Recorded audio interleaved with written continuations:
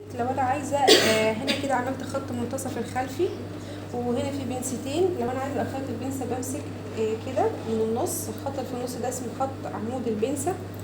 وهاتني اعمل اول حاجه فرماتوره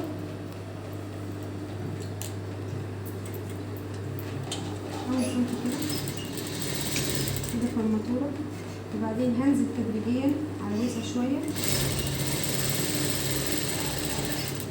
وبعدين هرجع انزل على بالي.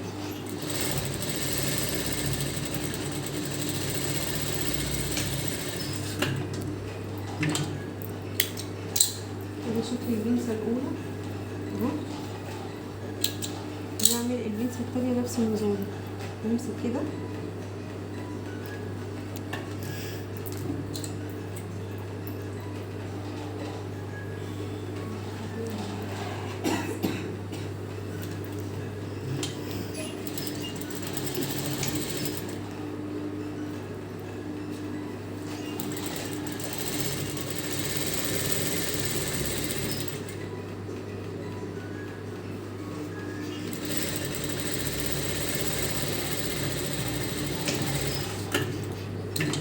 نقص الخيط الزيادة هنا، نقص الخيط الزيادة برضه هنا أول بأول كده. عملنا فرماتورة في البداية، فرماتورة في النهاية.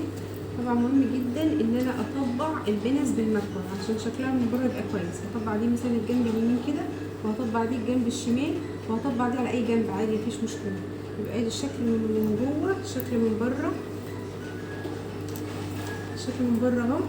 والبنس هي اللي بتدي تقسيمة حلوة لللبس، سواء إذا كان جاكيت أو دريس أو بيزك.